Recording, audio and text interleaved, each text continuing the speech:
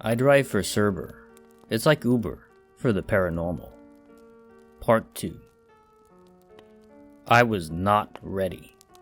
I'm going to start by answering some of your questions. The most pressing and popular one being, where do I sign my life away? Well, I regret to inform you that I have no clue how to find it. I wouldn't recommend searching for an application because, as some of you super nerds already know, Cerber is also a name for a type of ransomware. My only advice is to pay attention to advertisements on websites you visit. As for the Slenderman claims, I cannot confirm nor deny that I was in the same vehicle as this individual, partially because I'm not allowed to, but mostly because I have no clue if that's who was in my vehicle, and I'm scared to find out. Tonight has been insane. A lot of you had some solid advice that I ended up utilizing. I got waterproof seat covers. Let's face it, water is not the concern here. And salt-free snacks. I had a hard time finding a way to get finger foods, so I just got unsalted nuts and dried fruit. I had no clue what paranormal entities ate, so I took a stab. Couldn't care less about almonds and dehydrated nectarines. I can't blame them. I tried my best to get a good night's rest after the strange evening I had. Part of me was too shaken to sleep. The other part was partial excitement on what my next ride would be like. I eventually gave up on sleep and went to the general store to pick up snacks, water bottles, and seat covers.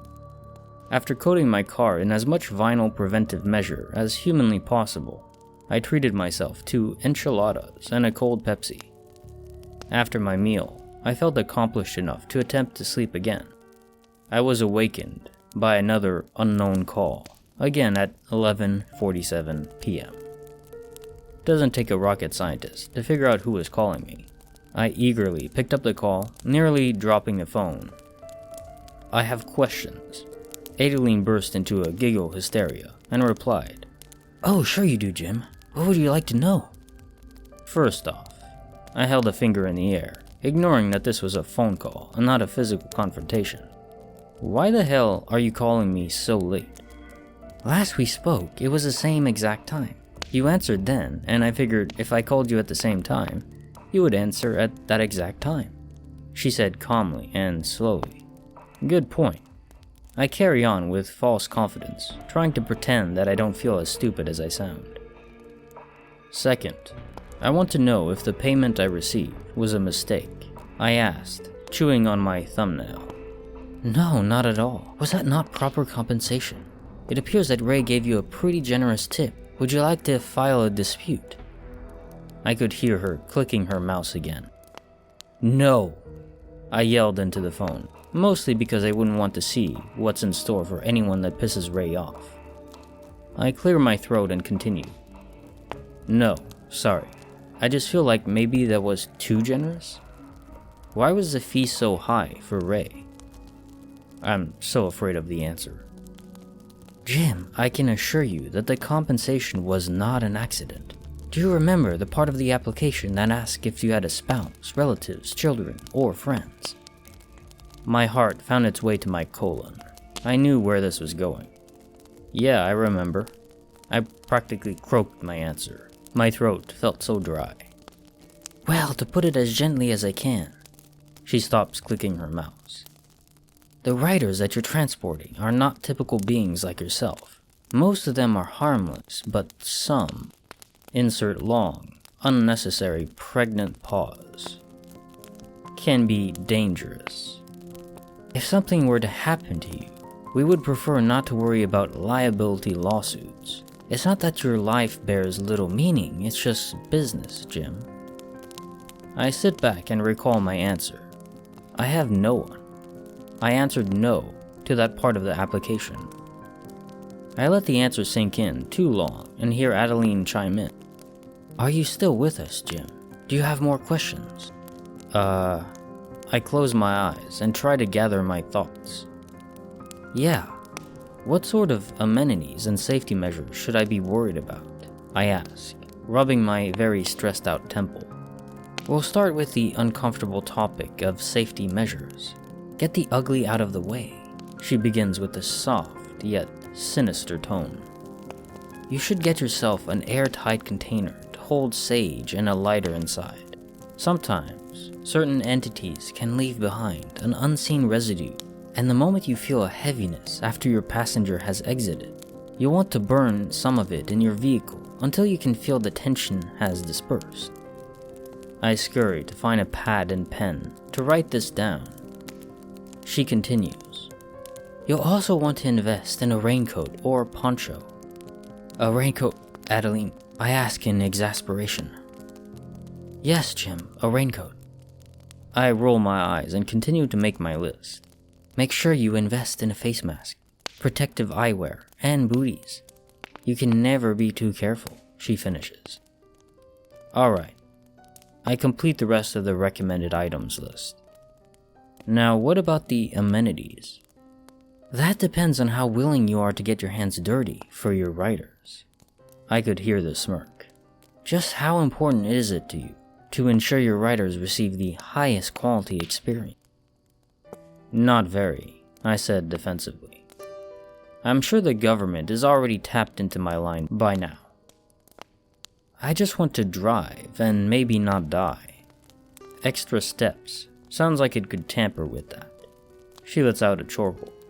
Is there anything else I can do for you, Jim? No. I feel no more confident now than I did before picking up the call. Thanks, Adeline. No problem, Jimmy boy. Her sickening disposition returned as if this is all so normal for her work nights. Can we count on you to continue driving for us? I stare off into the bedroom wall, chewing on that question. Why shouldn't I? The money is right. The work is interesting. I make my own hours. I would be an absolute fool to turn this down. The worst that happens is I die, and after discussing the pitiful state of my private life, and the lack of people therein, it doesn't seem so bad. Yes, I say, switching the phone from one ear to the next. Yeah, I'll keep driving for Cerber. Wonderful, she exclaims. Good luck. I'll be in touch. Thanks. Have a good night, Adele. The line went dead before I could finish. It was already after midnight. It's time to get my ass into gear. I don't have time to pick up the safety items. I survived without them last night, and I feel like I'll get more writers' requests on a Friday night. Safety gear is going to have to wait. I park at a local donut shop that remains open 24 hours. It's not tacos, but I can get a churro here. Close enough. My phone dings with a request from someone named Borg in a residential area just 4 minutes away. My final destination was a 12-minute ride to an old industrial building that I thought was shut down. I accept the request, dust the cinnamon sugar off my shirt, and start driving. I'm instantly relieved when I see that the request didn't come from Ray. He was nice enough, but his potential is absolutely terrifying. I pull up to a very plain and vapid home. It was well kept with a brand new fence. It was just ordinary. So far, so good. Then walked out Borg. Again with the tall. He was a mammoth of a man, standing at least 7 feet tall. Jaw slack, with a large set of tusks, weighing down such massive jowls, dripping with saliva. Borg was dragging a very large hammer, wearing mild construction gear, including a hard hat, tool belt, and cement-crusted boots. My eyes were wide, drawing in as much of this creature as my retinas could handle. Jim, he bellows as if trying to call my attention from across 4 football fields. My body still vibrating. I reply with, Borg? I don't know what compelled me to be so risky as to yell at him, but my body was going rogue at this point. Yes, Borg. Borg opens my door with shocking delicacy, climbs into the back seat, accidentally slamming his hammer on his own foot. He didn't flinch, but I totally caught that. Borg stares at the back of my headrest, breathing like a hog with bronchitis. He had breath bad enough to gag a maggot. Just get off work? I asked to try and stave off the wet snorting sounds from behind me. Yes, Borg build big fence. Borg need beer. Oh buddy, I can relate. Jesus, Borg, do you have a volume dial? Tone it down and break the knob off, for the love of God. I finally snapped. This is how I die. To my surprise, Borg lets out a thunderous cackle so loud that I'm sure it gave me prostate cancer. Jim funny. Borg like Jim. I gave him a weak smile and decided to just focus my attention on the road. We were rounding the last turn of the trip. I pull up to the abandoned warehouse, and it's just as dilapidated as I remember.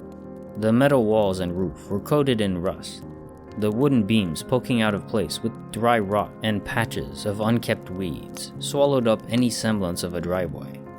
I come to a complete stop, and Borg plunks his massive boots onto the gravel. He gracefully closes my door and walks over to my window. Thanks, Jim. Go sleep. Jim look bad. Are you fucking kidding me? Good night, Borg. Go sleep. Borg too loud. I bark at him with a grin. He grins back and begins his short, seemingly painful walk to the front doors of the building. I caught myself half smiling as the door shut to his murky mansion, when it was violently interrupted by the realization that the smell Borg emitted had not followed him out of my car. Oh no. This is bad. This is so bad. I quickly drive to a nearby gas station to assess the damage. This giant, sticky man fetus was making all that noise for a reason. He literally shit his own pants in my backseat, and his internal matter leaked everywhere, leaving big, Borg butt-cheek imprints. My night was clearly shot. I bought some paper towels, bleach, air fresheners, and a few taquitos from the gas station I stopped at. It took me a full 2 hours to clean this hazardous waste out of my car, but I was still able to alleviate the blasphemous evidence from my backseat. It was around 3:52 a.m. when I finished. I remembered Adeline saying that the highest hours of operation ended around 4:30 a.m., so I went ahead and put out a ready signal to try and salvage my night. How I wish I would have gotten Ray instead. Anything else would have been better than this traumatizing experience. I got another ping almost instantly after putting out signal. At least I had another fat payout to look forward to. Then I noticed something strange. The request was coming from the very gas station I was already parked at, from someone named Angela. Stranger still, there was no destination that followed. Albeit bizarre, I figured it was an app malfunction and accepted the request anyway. Immediately after accepting, my back door opened and shut so quickly that it almost sounded like one fluid motion. Hi, James. That voice. There's no way. My blood instantly turns to ice, and my body starts shaking violently. This isn't happening. This can't be real. I turn my head slowly, shuddering at the woman who sat in the back seat. My horrified gaze met with her milky eyes, shattering my senses like glass.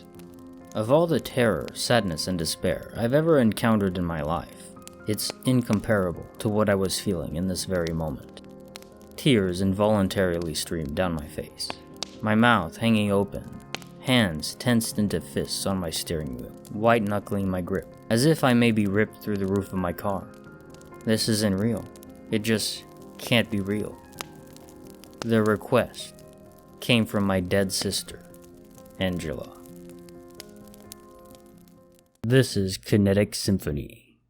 If you've enjoyed this narrated story, please subscribe and like the video to help me grow. Thank you.